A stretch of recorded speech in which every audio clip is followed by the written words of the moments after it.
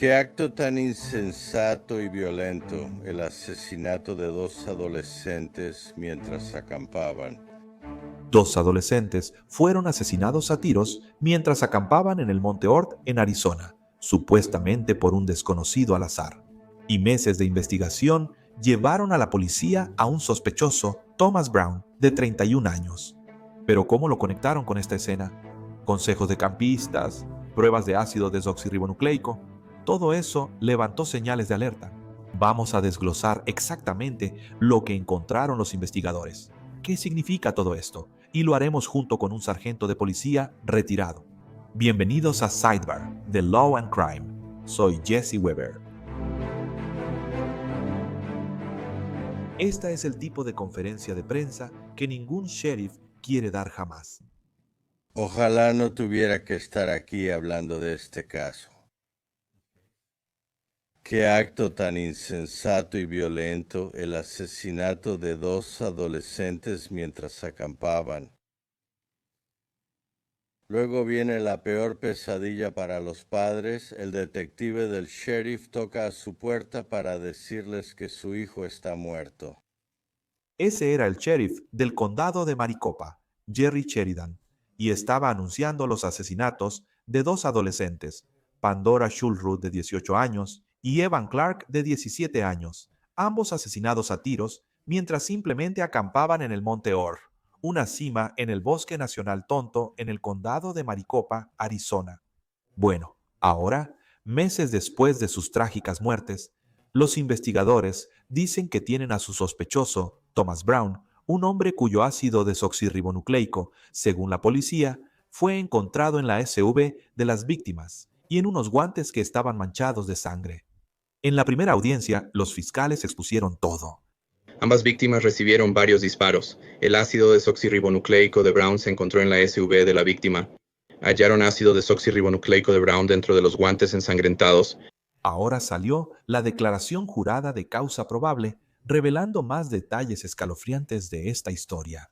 Con un arresto y nuevos documentos judiciales desclasificados, ahora tenemos la visión más clara de lo que la policía dice que ocurrió en esa montaña. Todo comenzó el fin de semana del Día de los Caídos, el 25 de mayo de 2025, cuando Pandora y Evan planeaban acampar en el Monte Ord y todo cambió.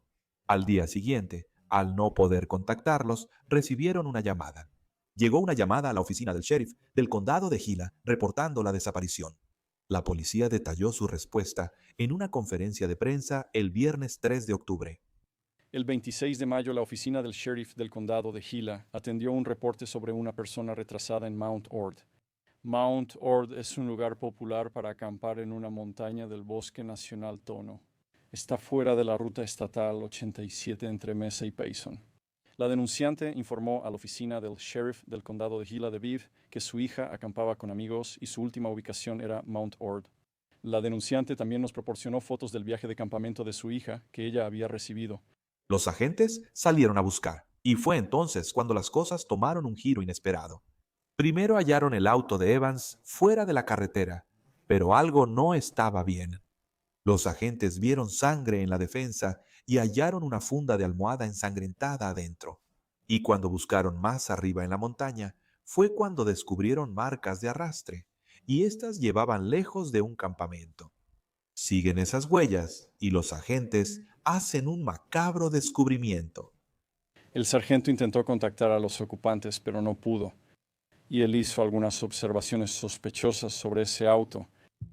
El sargento pidió refuerzos y un agente llegó después para ayudarlo en la escena. Los agentes de la oficina del sheriff del condado de Gila no hallaron a nadie junto al vehículo y siguieron buscando hasta hallar un campamento más arriba en la montaña. En ese campamento notaron condiciones que sugerían que había evidencia de que algo había sido arrastrado fuera de esa área de campamento. Luego localizaron los cuerpos de Pandora Schulzrud y Evan Clark, quienes fueron declarados fallecidos en el lugar. Una nota rápida sobre la jurisdicción. Como las líneas de los condados de Maricopa y Gila atraviesan el Monte Orr, la oficina del sheriff del condado de Maricopa fue la que se hizo cargo de la investigación. Ahora, su unidad de homicidios pasaría meses reconstruyendo lo que sucedió en esta zona agreste y remota. Ha sido un caso muy difícil de trabajar. Sucedió en un área tan remota. No podían depender de cámaras de timbre. No podían depender de cosas de los teléfonos celulares. Y no podían depender de ningún otro video que normalmente tendríamos en una zona urbana. Así que eso hizo que fuera muy difícil en una investigación técnica. Y por eso ha tomado tanto tiempo llegar hasta aquí. Eso fue hasta que llegaron algunas pistas importantes. Pistas que llevarían a la policía a un sospechoso, Thomas Brown, de 31 años. A los detectives recibieron varias pistas sobre el incidente en los días y semanas siguientes, y una de esas pistas reveló que había un sujeto masculino identificado como Thomas Brown, quien informó que había estado acampando en el Monte Ord ese día en particular. Los detectives recibieron una pista de campistas que estuvieron en el Monte Ord la noche del 25 y se fueron la mañana del 26. Esa pista mostró que los campistas encontraron a alguien que les pareció actuar muy extraño mientras estaban ahí. La pista de esos campistas detalló algunas observaciones muy específicas que hicieron que nuestros detectives aumentaran su atención y enfocaran nuestros esfuerzos de investigación en la posible participación de Thomas Brown, además de continuar siguiendo todas las demás pistas que teníamos. En una entrevista con esos informantes, recordaron su excursión y detallaron hechos que aclararon dudas sobre la ubicación y posición de las pruebas en la escena del crimen. Parte de esta información confirmó pruebas sobre la participación de Brown en el asesinato de Evan y Pandora. Cuando los detectives hablaron con Brown, él admitió haber estado ahí. Dijo que acampó con su esposa, voló un dron, vio a un hombre joven y a una mujer en una SUV plateada que coincidía con el auto de Evan, pero insistió en que nunca los tocó a ellos ni a sus pertenencias. El problema es que la evidencia no coincidía con su historia. Ahora lo veremos. Hablaremos de varios temas, pero primero quiero invitar a un invitado especial. Quiero invitar al sargento de policía retirado y autor del nuevo libro, Persiguiendo al cazador de zombies. Troy Hillman nos acompaña. Gracias por tu tiempo, Troy. Es un gusto verte. Sí, gracias por invitarme. Entonces, según tu experiencia, ¿qué tan común es que las fuerzas del orden se encuentren con un caso como este? Estás en esta zona de Mount Ord, esta área de Mount Ord. Las víctimas están en este lugar remoto. Hay poca evidencia digital o de cámaras. Desde mi perspectiva, eso podría ayudar. Podría disminuir la probabilidad de lo ocurrido y la lista de sospechosos. No es como en una calle concurrida donde piensas que podría ser un robo de auto. Me pregunto si eso ayuda o perjudica la investigación. Creo que tienes razón. Y también creo ambas cosas. Tienes un lugar remoto al aire libre donde la gente puede fácilmente, es algo accesible y realmente no hay regulaciones sobre quién va de excursión o camina. Nadie lleva un registro de eso. Sin embargo, falta vigilancia. Faltan cosas que normalmente los detectives de la policía revisarían para tratar de averiguar quién estuvo ahí y poner a alguien en la escena. Y cuando los agentes descubrieron por primera vez este auto con la sangre y las marcas de arrastre, si tú fueras parte de esta investigación, ¿cuáles serían las prioridades inmediatas de investigación que tendrías que establecer en esa escena? ¿Y qué estarías buscando? Sí, tienen que asegurar la escena de inmediato porque la escena al final le dice a los detectives lo que pasó.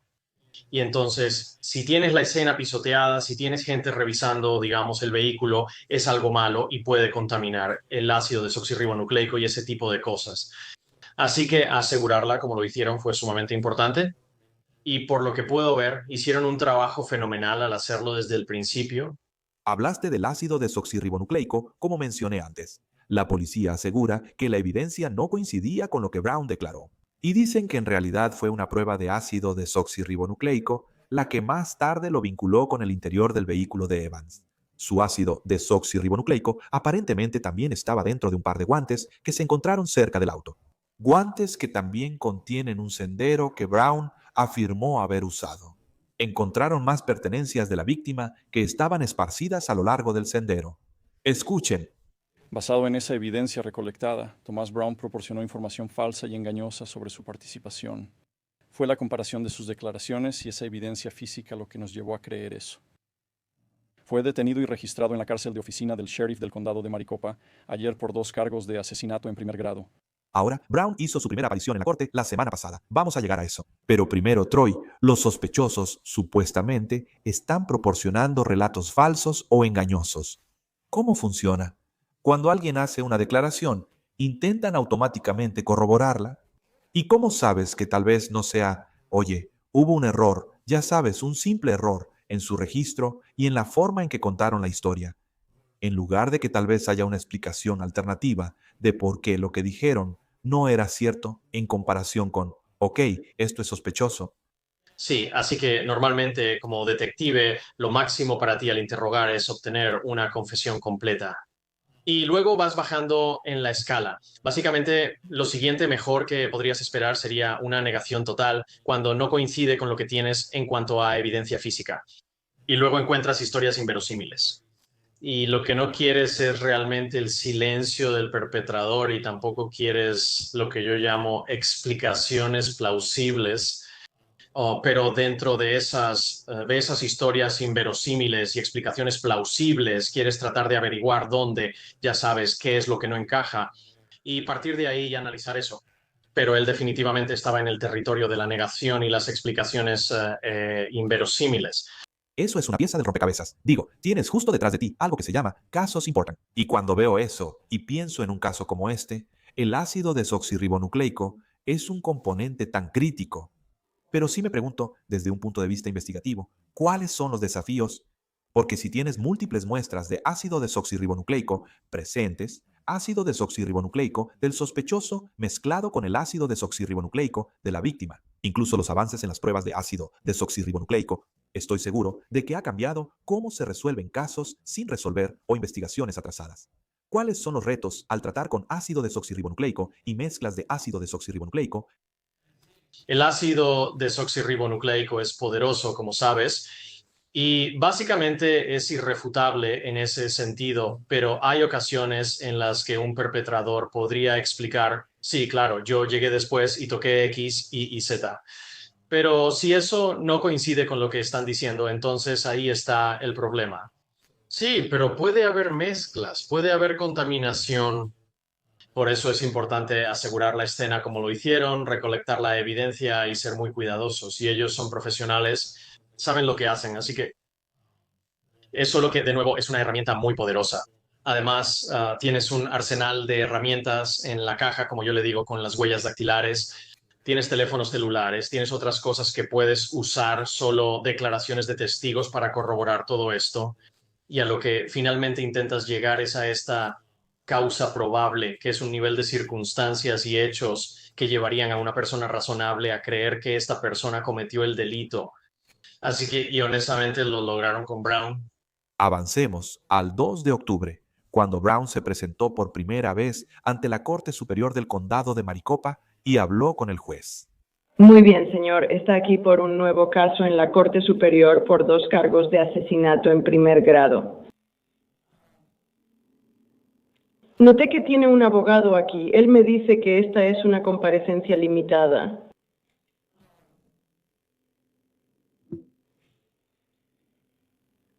No proporcionó ninguna información en su declaración financiera. ¿Está trabajando? Estoy trabajando, pero actualmente soy dueño de una sociedad de responsabilidad limitada y no tengo acceso a mi computadora, así que no puedo trabajar. Está bien, ¿no tiene acceso a qué? A mi computadora, que es como manejo mi sociedad de responsabilidad limitada. ¿Trabaja por cuenta propia? Correcto, tengo una sociedad de responsabilidad limitada. Está bien. Le asignaré una abogada. Si usted y la abogada llegan a un acuerdo, está bien. Quiero asegurarme de que tenga una abogada en su próxima audiencia. Y los fiscales también solicitaron una fianza significativa, citando la gravedad del presunto delito y las pruebas que se recopilaron. La Fiscalía pide fianza en efectivo de 2 millones por la gravedad de los delitos. El caso, como sabe su señoría por el formulario 4, trata del asesinato de 2 adolescentes que acampaban. Ambas víctimas recibieron múltiples disparos. Ambas víctimas fueron movidas y ocultadas entre la maleza. Como usted señaló en el formulario 4, juez, el ácido desoxirribonucleico de Brown se encontró en la SUV de la víctima. El ácido desoxirribonucleico de Brown se encontró dentro de los guantes que tenían sangre por fuera. No voy a repetir todos los detalles del formulario 4. Su señoría preguntó, Brown trabaja y dirige su propio negocio. Además, su esposa está empleada. El Estado considera a Brown peligroso y con riesgo de fuga, y dado la naturaleza de este delito, pediríamos esa fianza en efectivo de $2 millones. Gracias, juez. La defensa de Brown respondió señalando que, aunque él admitió estar en la montaña, la declaración jurada tenía vacíos. Eso argumentan. Y tuve la oportunidad de leer el apéndice en este caso. Y ya sabes, me quedé con la pregunta de cuál fue la conducta aquí que causó la muerte. Debes deducirlo del formulario 4. Entiendo que, ya sabes, se menciona que el ácido desoxirribonucleico del señor Brown está en ciertos objetos en la escena. Él no niega en la declaración de causa probable que tuvo contacto con ambas presuntas víctimas. Estaba acampando, estaba ahí de excursión. Pero lo importante es que hay poca referencia a dónde no se encontró el ácido desoxirribonucleico del señor Brown. Lo interesante es que el apéndice no menciona si se encontraron en los casquillos. No se indica que se encontrara ácido desoxirribonucleico en los objetos. En el formulario 4 se indica que estos objetos estaban a lo largo del sendero que recorrió el señor Brown. Y aún así, no hay ácido desoxirribonucleico en ninguno de estos objetos que se recolectaron. Se mencionó una orden de cateo realizada aquí. Hubo una orden de cateo que la forma en que se menciona en el anexo es que de alguna manera estaba limitada a huellas dactilares o estaba limitada a obtener su ácido desoxirribonucleico. De hecho, hubo una búsqueda bastante exhaustiva que ocurrió meses antes de hoy, donde registraron su residencia, registraron su vehículo, y no hay ninguna referencia en absoluto de que hubiera algún objeto que conectara al señor Brown con el presunto asesinato. Y entonces, juez, el señor Brown, entiendo que él no proporcionó ninguna información. Él no tiene ningún historial criminal en absoluto. Ha sido residente de Phoenix durante bastante tiempo, creo que 5 años. Está casado y sirvió 10 años en el ejército. Le pedimos al tribunal que imponga una fianza acorde con la información proporcionada en el apéndice, que, de nuevo, aquí hay que inferir que el señor Brown estuvo de alguna manera relacionado con esta conducta y cuál fue esa conducta. Por eso solicitamos al tribunal una fianza menor a $2 millones en efectivo. Ahora, el tribunal determinó que existía causa probable, lo que significa que había suficiente evidencia creíble para proceder con los cargos. El juez aceptó la solicitud del Estado y fijó la fianza en $2 millones solo en efectivo. Las condiciones incluyeron no contactar a las familias de las víctimas, no regresar a la escena del crimen ni portar armas. Troy, ¿crees que hay lagunas aquí? Al escuchar a la defensa, parece un adelanto de sus futuros argumentos, pero ¿ves lagunas en el ácido desoxirribonucleico y la investigación? Sí, las hay. Pero también siento que las autoridades llegaron a ese nivel de, como indicaste, causa probable de decir, oye, necesitamos arrestar a este individuo y sacarlo de las calles. Y luego, básicamente, hay cosas adicionales que se harán a medida que el caso avance hacia la corte. Así que creo que hay más piezas del rompecabezas que tal vez no se han revelado y que en algún momento se le entregarán a la defensa. Así que no estamos viendo toda la ecuación, creo, porque ahora les corresponde a los fiscales probar más allá de una duda razonable, lo cual es un estándar más alto que la causa probable. ¿Dónde está el arma? Sí, quedan algunas preguntas sin respuesta. ¿Por qué? ¿Por qué es así? La defensa resalta que aparentemente no se encontró el ácido desoxirribonucleico de Brown en los casquillos ni en ciertos objetos. ¿Qué tan común es eso?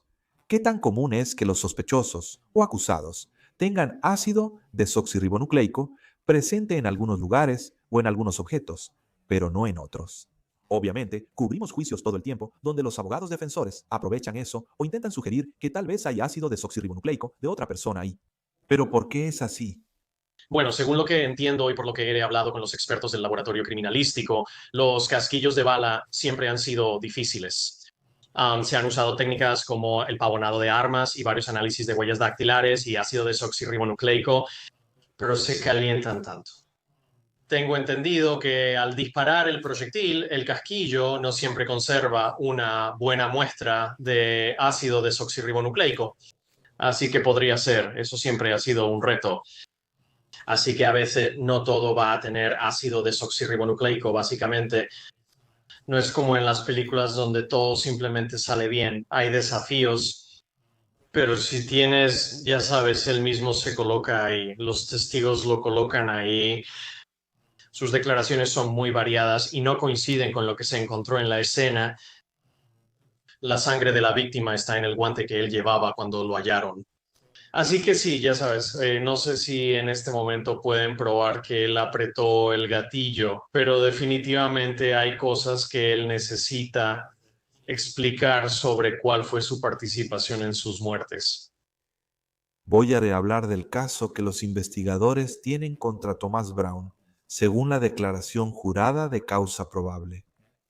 Comienza con lo que los agentes vieron al llegar al auto de Evan Clark. La declaración jurada dice que, cuando un sargento de la oficina del sheriff del condado de Gila llegó al área, localizó un vehículo Mercedes-Benz 1998 que más tarde se identificó como propiedad de 5-2. Ese es Evan Clark, con placas históricas, estacionado entre árboles y arbustos fuera de la carretera. El sargento se detuvo para contactar a alguien dentro y notó sangre en el parachoques trasero del vehículo. El sargento pidió refuerzos y un agente llegó al lugar poco tiempo después. Los agentes de la oficina del sheriff del condado de Gila inspeccionaron el vehículo en busca de personas. El sargento dijo que solo la puerta trasera del lado del pasajero no tenía seguro. Las del conductor estaban cerradas. Al revisar el vehículo, notaron una funda de almohada ensangrentada adentro. A partir de ahí, los agentes siguieron las marcas de arrastre alejándose del campamento, y eso los llevó a los cuerpos de Pandora y Evan. Pero la cadena de pruebas no terminó ahí, porque en otro lugar, a aproximadamente 1,5 millas de distancia, los detectives recuperaron algo tan crucial en este caso. La declaración jurada dice: en el área donde se encontró el vehículo de 5-2, los detectives localizaron un par de guantes, izquierdo y derecho. Al revisar el exterior del vehículo de 5-2, los detectives observaron huellas en la compuerta trasera, similares a las ranuras de los guantes encontrados. Los guantes también tenían lo que parecía ser sangre en el exterior. La declaración jurada también muestra cómo las pistas de otros campistas coincidieron con la evidencia. La pista sobre los 5 campistas decía que, durante su campamento en el Monte Ord, conocieron a una persona que consideraron extraña. La pista indicaba que el sujeto masculino con el que se encontraron conducía un Kia Rio azul y proporcionaron la placa del vehículo. Después de investigar más, los detectives hallaron que el Kia Rio estaba a nombre de Thomas Brown. En entrevistas individuales, 2 de los 5 campistas recordaron subir la montaña la noche del 25 de mayo de 2025 y notar un vehículo azul estacionado cerca de una salida. Al mismo tiempo que pasaban junto al vehículo azul, vieron una SUV Mercedes plateada bajando la montaña y estacionándose directamente detrás del vehículo azul. Uno de estos campistas también dijo que el vehículo azul que vio estaba estacionado en la misma área donde la Mercedes fue localizada por la oficina del sheriff del condado de Gila. Uno de los campistas vio después un auto azul conducido por Tomás, estacionado junto al suyo, y lo reconoció como el que vieron junto a la Mercedes al subir la montaña. Empecemos ahí. Troy, los entrevistaron individualmente. Esa es la clave, ¿verdad? Entonces, si estás hablando de corroboración, si estás hablando de subversión, ¿qué tan importantes van a ser para esto? Muy importantes.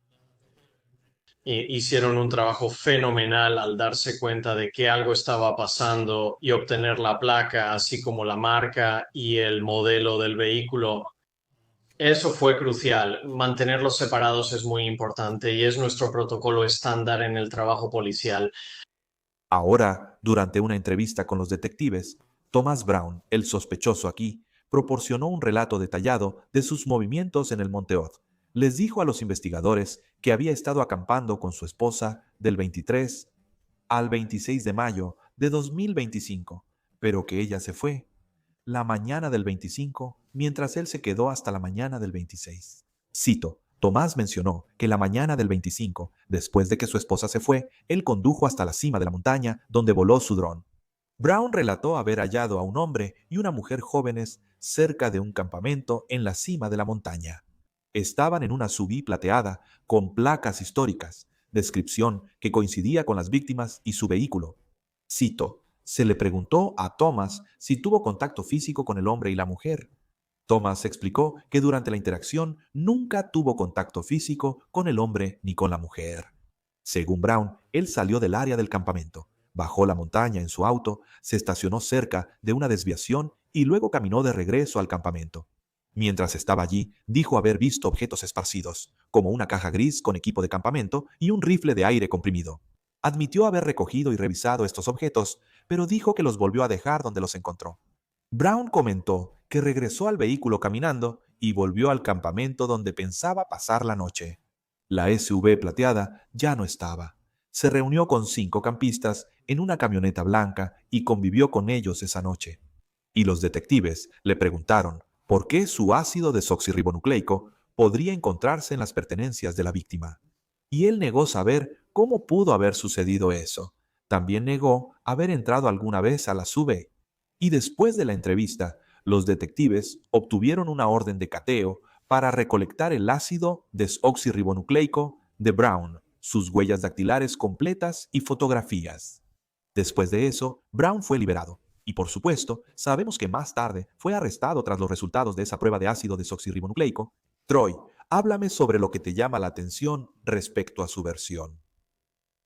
Así que él está en esa fase de negación que en realidad es buena para los investigadores porque está diciendo, oye, yo nunca estuve dentro del vehículo, nunca, ya sabes, hice ciertas cosas. Así que luego él está como en esa historia inverosímil tratando de está tratando de encontrar una explicación plausible, pero simplemente para mí nada de eso cuadraba, su comportamiento no tenía sentido.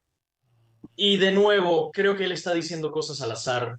Y luego la negación sobre el interior de la SUV y los guantes con la sangre de la víctima. Es que tienes que poder explicar eso. Mira, al final, desde un punto de vista humano, dejando de lado la ley y la investigación, ¿qué te queda? Tienes a 2 adolescentes al borde de la adultez, con toda su vida por delante, que ya no están.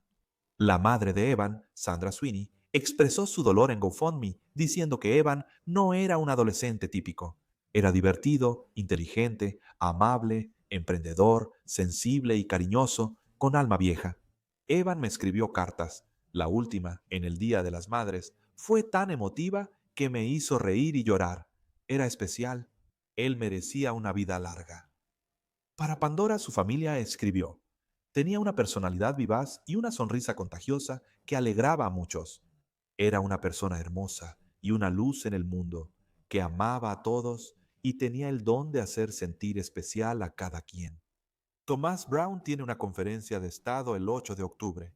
Y según el oficial de información pública del condado de Maricopa, el caso irá ante un gran jurado para una acusación formal. Troy, gracias por tu tiempo. Lo aprecio mucho. Gracias, Jesse. Y eso es todo lo que tenemos para ustedes por ahora aquí en Sidebar. A todos, muchas gracias por acompañarnos. Por favor, suscríbanse en YouTube, Apple Podcast, Spotify o donde escuchen podcast y síganme en X o Instagram. Soy Jesse Weber. Hasta la próxima.